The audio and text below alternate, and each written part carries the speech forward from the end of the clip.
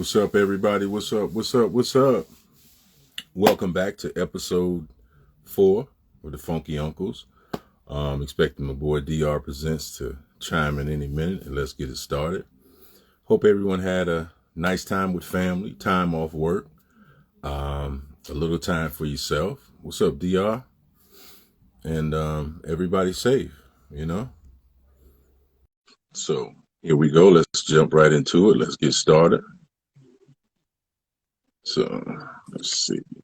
What's up, my man? What's going on, fam? What's going on? Nothing much, brother. How you doing, man? Feeling good, feeling a lot better than yesterday.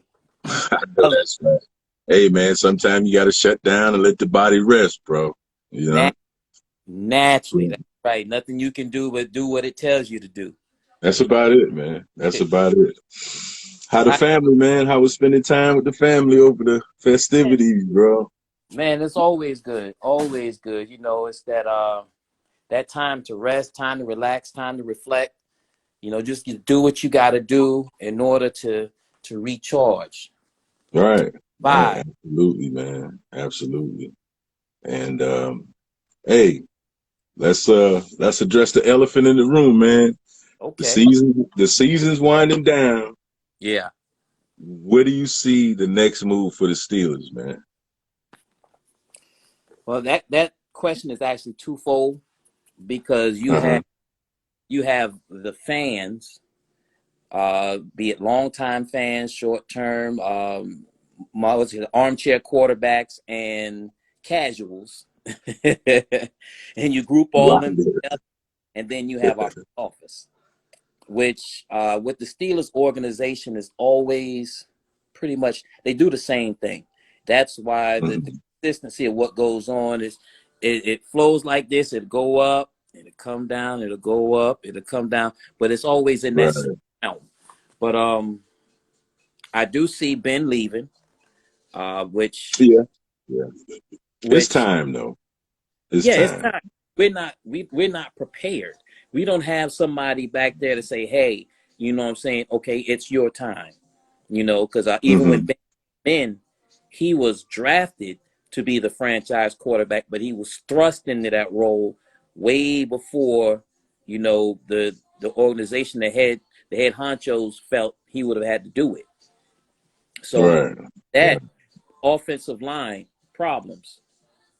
I think one new player might do it. I think the experience might help those young guys. When you have two rookies and a second-year guy starting, I mean, you have a totally different starting lineup than the previous year. You know, where's the chemistry? Where's you got three guys learning. One guy, just, you know, saying just coming into the system. So it's like, Steelers fan. And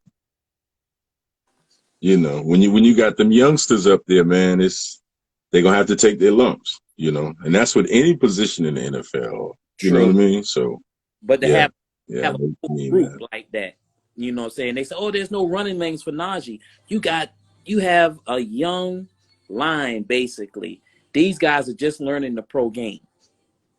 Then coordinators, I just shake my head with the coordinators because how in the world can you score 20, 25 points in the fourth quarter, but first and second and third quarter, you couldn't do jack. Right. But you know why? No adjustments were made in the first and second quarter. They wanted to stick to the plan. This is my philosophy, and this is what we're going to do. Man, that shit don't work, man. They done seen they had all season to get film on you. Right. Come on, man. They got a season worth of film on you. So you gotta be able to make adjustments, bro. The OC, even when you don't want to. The OC's first year out of college. So I said it's growing pains with him too. Yeah, absolutely. So it's a lot of growing pains. Pittsburgh fans are spoiled. Steelers fans are spoiled. They're used to saying, you know, we're a contender. Even in the year we may not be the best in our division, let alone the conference. We think of ourselves as contenders, and that's for this, you know, that's Steeler tradition, man. You know, and it's been that way ever since the 70s.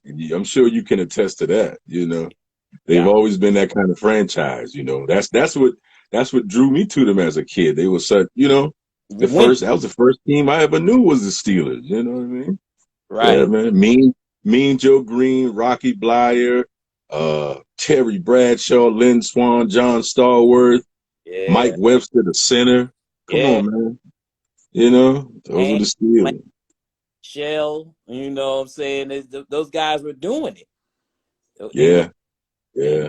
they stayed with it. They all stayed with the same team for the most part Mm-hmm. throughout the 70s. You know, it wasn't until Right. they broke the team up. You know, Franco went to Seattle, if I'm not mistaken. Yeah, you damn sure did. You damn sure did. His career in Um, Seattle, and Bradshaw just left. I mean, they they played some tough ball. So, you know, after all those years, I ain't mad if you wanted to just call it quits. You know, 7, 8 years, all right. I've been beaten, broken, right. tossed around. I had to climb out the stands because What up, somebody. hot boy? Yeah, yeah. You know, and you know what, man? It's crazy because look how since then football has evolved. You know what I Yeah, mean? You know, if you look at old films and the way they were hitting back then, man, you get ejected or suspended now for hitting that way, bro. you have no paycheck. You'd be fined all the way Yeah, through. for real. Man, you ain't gonna have no money in your damn pocket, man. So All of it yeah, but going to NFL. What's going on with the for Bears real, man. this year? Say again? The Bears after this year is over. What do you see? What adjustments do you think will be made, and what adjustments need to be made? Um, the adjustments I think need to be made in the front office. We got the McCaskies, the ownership. It starts from the top. Yeah. They've never. It's like the decisions they're making are not football decisions, man. It's more buddy ball, and you can't win on no level of football like that. JV, high school, college, whatever. You play that buddy ball, you can forget about it, man. Now, I'd like to keep Ryan Pace and move him to the front office with football operations because we about to move to Arlington and get a new stadium. He can kind of lead that. But get in Yeah. a new general manager and a new head coach. Definitely, you know. And as far as GMs go, I'm gonna tell you the truth, man. I'd like to see Louis Riddick, man. Louis Okay. Riddick, he played in the league. He done worked in the front office for Washington and I think the Eagles. Mm-hmm. And you know, I'd like to see Riddick get a shot, man.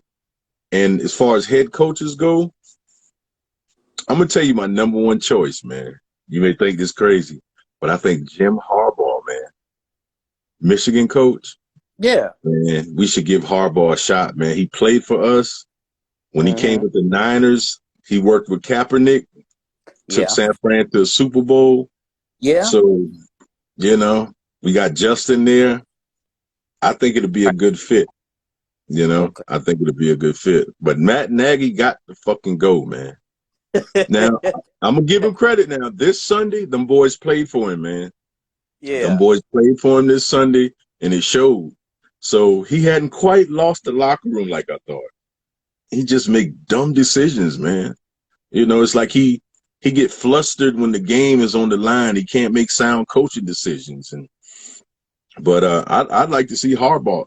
You know, we need to restore some of that Bear pride back, man. That nostalgia pride, and you know, transcend. Now that we have a franchise quarterback, Yeah. surround him with that. Next 10 to 12 years, man. I think we should be all right, man. What's up, We should be. Songbird? Hey, Yeah. Songbird, how you doing? Yeah, Yeah. okay. I can see that. I can see that. I think it's good when teams, when organizations bring back former players that have that pride with the team. I think they work different when it's Yeah, a team. Well, one, when it's a team that they played for, they won with, they have something ingrained in them. And two, hmm, when they have something to prove. yeah, You know, yeah, like the Eric Enemies, like the Byron Leftwich, with the coordinator positions. They have something to prove that, okay, yeah, I wasn't what a lot of people would say is this, that, and the third, but I did better than what a lot of people expected, and this is what I actually brought to the game. So let me show you, Right. my mindset. Right. And they got results to prove it. They got film to prove it, you know. I think that bodes well too. Whenever you got a coach that done scrapped it on for a little while. I mean, he don't have to play football, but it helps. You know what I mean? Oh Yeah, I yeah, think most definitely. yeah, if you scrapped it on and players can respect that, like, yeah, my coach used to play, you know, he know all about the battles on the field. I think that's the connection a lot of players draw to coaches if Yeah, they done laced them up a few times too. So yeah. What's yeah, my name? man. Oh man, there's a couple of coordinators who are like backup quarterbacks, and they come on Hmm. pretty decent job. You're like, dang, he was. Who else? And what's the guy name? He was a tight end. Is it for Tennessee? Tennessee's coach? Mike Vrabel? Yeah. No, he Yeah, was Vrabel. he was a linebacker, right? Yeah, he was a linebacker, but he played tight end. You Yeah. know, yeah, he caught a few touchdowns from Brady. Yeah, yeah. So it's former players, and I guess you get that respect when you've Yeah, been, you especially do. at level. You Oh know, yeah, definitely. because you Yeah, get very few college coaches that can jump in there and have that type of success. I mean, you're not gonna find many John Robinsons. You know, no, and no, Jim John, Jimmy John, no, Jim Johnson, no. Jimmy, and you're not gonna find many of them. Mm, no. And them boys, they had a different NFL to deal with. It Yeah. wasn't like a lot of these soy boys now. You can't say nothing to them. You can't raise your voice. You can't, you know. Back then, they put that foot in your ass and you get right. Now you can't do. Them boys go to the players union on you if you talk to them a different way. If they practicing too much, they go to the players union on you. I'm like, really? Wow, damn. So yeah, man, that's where that stands though, man. Yeah. But I think you posed a question the other day, man, from a excerpt we watched on Facebook. I wish we was able to show that excerpt and Right. kind of put a commentary on it. But it was basically in a nutshell, did integration help the black community? And you had some thoughts on that, man. And what's your thoughts on that? Well, for one, when I was younger, growing up, I thought it was a good thing. I must admit, and that's what we were taught. You Yeah, know, same here. Same here. we had the same classes. You know what Yeah, I'm saying? Same, and there's a lot of same people here, out, bro. a lot of people out there who would say, that's how they were raised to think that okay, so now everybody's going to get their chance at this, that, and the third. But as I spoke with some people who were living through it at Hmm. different, I got to see that it really, not only was it not as good as everybody thought, but it was kind of like the beginning of the decline in the black community. Hmm. Hmm. Before that, we worked together. You Right. know, before that, we leaned on each other Yeah. because we didn't see ourselves as getting help, outside help elsewhere. So we Right. worked more. We had to do this right here, man. You had to do for self or else. Yeah, that's the way we did it. Yeah. Right. So then once a lot of people got the idea, the notion that, you know what, I can go out there and get what I want, what I see the other side getting, but the opportunities were not there like that. Right. Right. We thought that a lot of people thought that that's what that meant, that we were going Hmm. to get opportunity. Now the law says that you can't. But that wasn't it. That was just like words on the paper, because even after that, you had these kids who couldn't go to certain schools. You had governors say, I don't care what the president says. This Hmm. is how I'm Yeah. going to run my state. Yeah. And actually it didn't matter what the federal government said, because even to some extent there was still a lot of the same thing going on, which Right.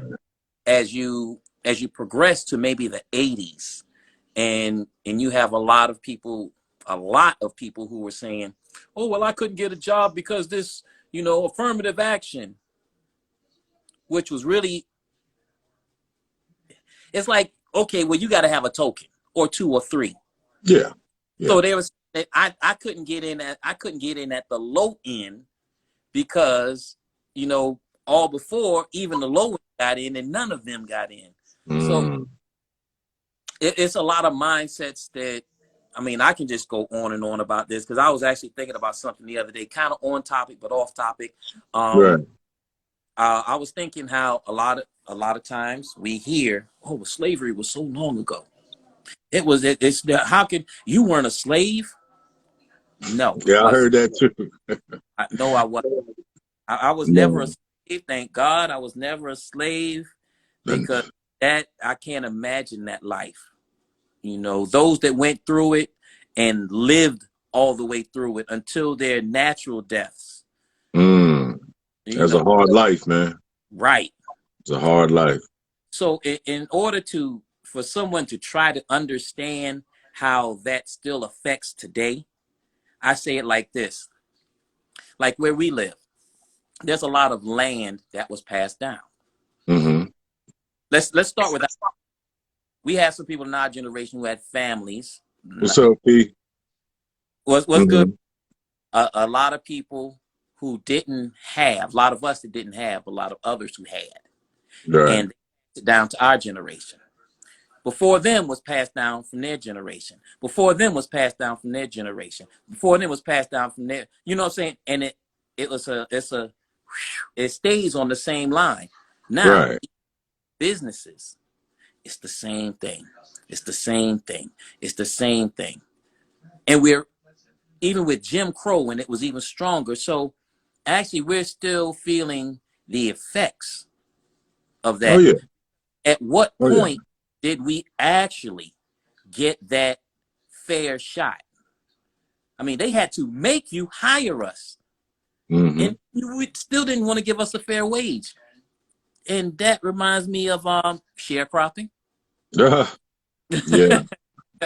So the effects, you know, the effects of slavery did not end with the Emancipation Proclamation. No. Effects of slavery. If you watched my my great uncle who joined the Navy in 1941, he mentioned how the black soldiers from World War I didn't get their bonus till 1936. Ain't that some shit, man? Now, go ahead. Now, the effects of slavery, these are people that we live to know. My great uncle, somebody that he's still living, but people from that generation, their kids who they raised to think like them, still had control. Who raised their kids to think like them and still have control. Not all of them. I'll never say all, because it's not true. But enough of them to still have an effect, which is the difference between racism and prejudice. Because with racism, you have the power to stop a certain group from doing something. Prejudice is just a preconceived notion of whatever, and you don't hold that person back from whatever. That's your personal thing with them, but you can't hold them back. You're holding yourself back from something. There you go.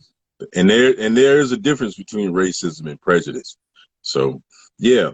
And I'd also like to add, man, back then during those movements, and along with the civil rights movement, there was the feminist movement. You know what I mean? Which we shouldn't have had no parts of, because shit, black men wouldn't empower anything. We wouldn't holding our women down. However, most of our women seem to go with that movement, and as a result, they were, I like to call it inclusion by illusion. They wanted to give you the look that, okay, yeah, we for you, we with you, but at the whole time they got that knife in your back. You know what I'm saying? So they just wanted to perceive that perception of inclusion, but it's never included, because if that was the case, you see a lot of sisters getting killed and things happening to black women. Where's the feminist movement? You know? Yeah. Where's that fucking Black Lives Matter bullshit? Yeah. See what I'm saying? So it's a lot of, I like to call them, what's the word? A lot of symbolism. It's a lot of symbolism that goes with that. So Right. yeah, Right. man, you on point, dog. You know, you definitely on point, my man. Yeah. Let's see. Who's that? I see that. And it's crazy how with a lot of different groups that include Black people, they only Mm, feel attacked when the group, certain members of the group are attacked. I'll put it like that. Certain members of right, the group. You see the right. thing Dave Chappelle went through, and Lord have mercy, somebody step on this, they just gonna have to step on this. But you see what Dave Chappelle went through with what he said. Yes, You know, yes, and he went through yes. blowback. But at the same time, and for everybody watching, I have no problem with your decision. Your decision No, is decision because you got to live with that. right, You're right. happy with it. You're happy with it. But what I'm saying is, as some other people have alluded, when Black people have problems, this LGBTQ, where are you for Black people? Come Because on. Blacks included in your group. Yeah, yeah. So when they say Black Lives Matter, that could be a Black trans, that could be a Black gay, that could be a Black lesbian, that could be a Black question. It could be a Black anything, but you're Hmm. not in that. You're not marching for them. Right, You need right, to be right there with them because if it isn't a part of your group this time, it could be next time. right. It could Exactly. be a large group, something that you can help avert, but you feel unless it directly affects you. Then it should, yeah, they don't care about it. You know what I mean? And that's crazy because yeah, and hey, to each his own. I ain't here to tell nobody how to live. Right, But if you're going to be part of that and you don't protect everybody, you just protect the ones you like, right. then it ain't for us as a people, man. You know what I mean? It's I don't see it. So, We learned that. You right, know, we right. learned. Look at America in general. Yep. Look at America in general. Oh, well, the veterans, this, that, and the other. Not all veterans do you think about like that. Oh, but Americans, all the Americans got killed in 9/11. You got plenty of people getting killed by terrorists in our homeland, but you don't say nothing about that. Right, You know what right. I'm saying? You only include who you want to include, the ones that look like you. That's it. But And then to add, they are now, absolutely and this is on us now. This is on yeah, us, me, you, everybody included. Black right. on black crime, man. Yeah, Listen, bro, if we can cut black on black crime out, that'll solve more than half of our issues, man. yeah, If we could just stop killing one another, man. You know, and I think, I like to speak to the brothers because it starts with us. If the brothers can come up with better conflict resolution methods, man, than right. just pulling out the steel. I mean, I get it. You don't want nobody to take advantage of you, but at the same time, man, if you can kill another man that look like you know, they ain't gonna care about that. We Right. gotta handle that. Black Lives Matter ain't gonna come in and try to say, oh, okay, you guys stop, stop, stop. They're not gonna. They're nowhere to be found. Yeah. So it's incumbent upon us as, like I said, me, you, all the brothers, man, to Yeah. to to show solidarity. You know what I mean? And, Right. and that's what I want our episodes to be about for black men to come and congregate. Even though we're gonna disagree sometimes, that's just how Yeah. men do. That's just Right. what we do. All I ask, don't be in your feelings. Let's just talk about it. You know what I'm saying? But It we is. gonna disagree. But for the most part, I think we as men, like I said, you, me, other brothers, we got to show solidarity in that regard.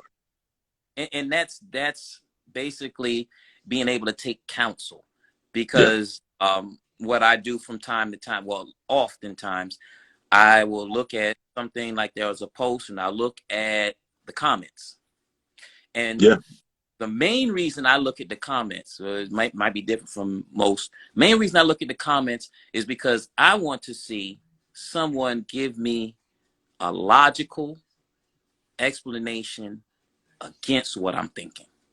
Right. I can see things from more than one side. I already know what I see from my side. I already know what the majority sees from their side, from my side, from that side. Let me see some other logical explanations of why somebody else could think otherwise. Because the only way that you can actually, the best way to quell a conflict is to find the best on both sides and find where you can meet in the middle. A middle ground. Yeah. If you only have left, and that's the problem with the government. You only have right, you only have left. That's all you see. It's not of the people, by the people, for the people. It's none of that. It's by my group or your group. Right. Yeah. And we just get crapped on, and you know what I'm saying, as a result. Because at the end of the day, the only ones they care about are the ones on their economic level. And that brings me to this question.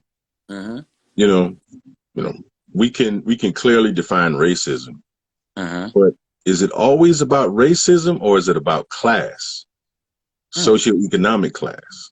You see what I'm saying? Because you got some poor white folks that get treated like black folks. Yeah. You see what I'm saying? So in some cases I can see racism and, the different things we deal with, but a lot of times it's about class, man. And from what I see, you got some rich white folks that don't give a damn about poor white people, man. Right. Don't care about them. Don't even matter to them. So in a lot of cases, I think it's about class sometimes too. Do you see that in the black community, or we just all get along and come together, kumbaya type deal? Well, as far as the poor whites, a lot of times oftentimes that I've seen, in my experience that I've seen, I think they've been brainwashed because, like I said, that mindset that came from previous generations has them feeling like they're, no matter how low they are, they're still above us. That superiority complex. Yeah. Right. My uncle said that they weren't allowed to rank in the military, in the Navy. So you could be in 4 years and you have a white guy that comes straight in and he's already above you. I've heard cases like that. Yeah. So thinking, like I said, these are children and grandchildren of the same mindset. Descendants of the origin. Yeah. Descendants, bro. Right. And that's deep too, because if we want to look at descendants and forefathers, look no further than the Holy Bible. 18 nations in there. There's descendants from every nation in there. So from a spiritual aspect, that's real deep. But we're going to hit on that one day, though, man. We're going to hit on that one day. Yeah. Check this out. See what you think about this. You know the picture of Jesus that who was it? The guy that painted of his cousin, Caesar. Caesar Borgia. Yeah, Caesar Borgia. Yeah. Now, peep this. If you look at some straggly white people who don't shave and just, down on their luck, who do they resemble? And I may be wrong, but in my mind, that's saying, because even back then they were whitewashing our history, that's saying even the lowest of us, I want you to look at in grandeur. I want you to look at them and just in reverence of even the lowest of us. And they did that because they took the black Jesus, replaced him with, I know these guys back then had cuts. Not everybody had the long straggly beard and the hair down to here. The lowest of them, we have to look at in reverence, because that's the picture of Christ, so they say. Yeah, so they say. But it says in Revelation chapter 1, verse 13 and 14, that he looked like me, you. So, and that's upcoming shows, the Council of Nicaea, really, I'd like to get into it, but I want to do it on a different platform, you know what I mean? So, but yeah, man, that's something to hit on. That's something to hit on, man. And I think that, we need to bring that forth, because a lot of us, especially where we are, you know, they don't quite, it's hard to wrap your head around it. And it's a lot to take in at once after you've been socially programmed for so long, and you hear something new, you know, your first instinct is to buck up against it. You know what I mean? So I want to give it to them in doses, but give them to them nonetheless, though. And once again, a generational curse. You know, we don't want to learn. Start effects of slavery. We don't want to learn. We weren't allowed to learn, because if you learn, you start smelling yourself. If you learn, then that make you knowledge. The back talk massa. You don't want you to learn. And those that wanted to learn, and it's crazy. They told us we couldn't learn and made some of us want to learn more. Now that we can't, it's so ingrained in generations that, oh, now you think you smart. Oh, you talking white. Oh, you want to be, you know, and that's a shame that we have to associate intelligence with and white. We have the most intelligent. I mean, if you look back through our history, the inventions and the things that we did, you look back for the pyramids, you look back, I believe they said even Stonehenge, and you look at why they were built the way they were. You look at Hannibal, you look at Mozart, you look at, you know what I'm saying? You look at all these guys who had this African blood in them, and the great thing they did, and just think about all the people that they didn't talk about, that we know about, because they ripped those pages out of the history books and burned them. So you can't say they were stuck together, that you can't even find them. You had to dig. Why is it we had to dig so deep for our history? And all historians agree that we've been here longer than anyone else. Yeah.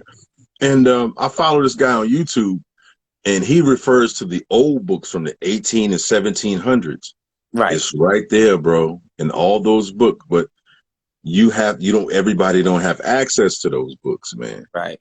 But I got some videos, man, I want to download and bring them, you know, have some commentary on them, just to show people a different light of our history. Because, and you know, and if you're watching, you can do this, type in the Dark Ages on YouTube.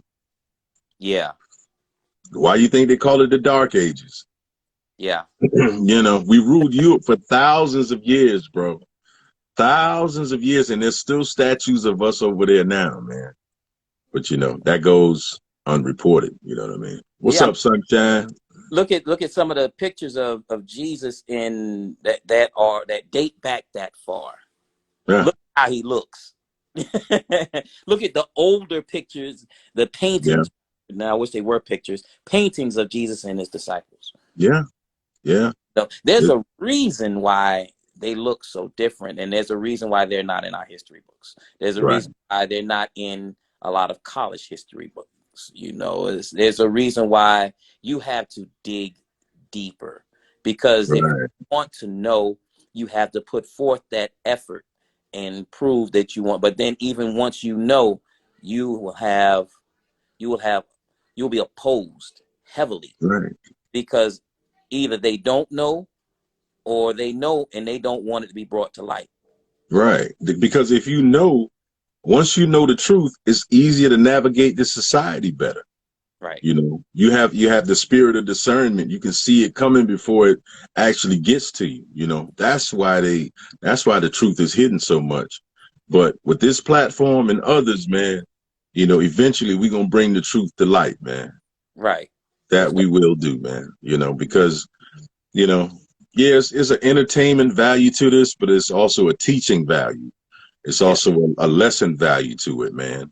And the more we have these episodes and get more engagement with other brothers, man, and see their thoughts, I think we can, it could be a kind of well-rounded platform where we can do that, man. Right. But I think the 2-minute warning coming up for us, man. So what's your final thoughts, brother? What you want to leave the people with, man, till the next time? What I want to leave everybody with is, you know, New Year coming up. Don't wait until, you know, the new year itself. Whatever you want to start doing, do it now. You know, it's not going to change in one day, but don't be afraid to say you fell, but you got back up and you kept doing it. Keep doing it. Stay positive.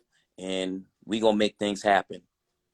Oh, absolutely. And to add on to that, man, believe in yourself, man. Yeah. Do not let the past define you. Everybody got a past. Don't let it continue to, because I have a hard time with this. I have a hard time of letting go of my mistakes, man, because I expect the best. And sometimes I put my foot in my own ass, man, and nothing I can do about it because it's in the past. But you got to forgive yourself too, man, and not let your past define you, man. So no definitely, doubt. brother. Be a light And wherever you go. There's darkness all around, but be a light. be that light, brother. Be It'll that come. light, man. Your enlightenment is for a reason. Oh, yeah, definitely, man. We all have a purpose here, man. Most We definitely. all have a purpose here, man. So I'd like to thank you, my man, DR, and the people that joined us. And this is Funky Uncles episode 4, the retake. But nevertheless, we got through it, man. And Yeah. once again, brother, maybe sometime this week we can get an episode 5, man. I want to keep this going and build the momentum, build the engagement. And we keep this thing going from here. We'll go to YouTube and, just keep building this thing, brother. No Keep doubt. building it. For sure, man. I think we're gonna do this. Yeah, I'd say probably maybe Friday or so we might be able to jump on this mug again, bang, boom, pow, knock out another good one. Might have Yes, absolutely. Keep it rolling, man. You know it. Appreciate you, brother. Anytime, bro. Yeah, man. Take care, man. All right. DR presents, everybody. Roof Yeah, man. So I'm working on it, man. I'm working on my reinvention of myself, man. I had to change some things around and reinvent some things, even psychologically. So that's the best place to start. Yeah, inner self, man. Inner self. All right, brother. Until the next time, man. Peace to you, man. Peace. Peace, brother. All right, let's see. Go there. There.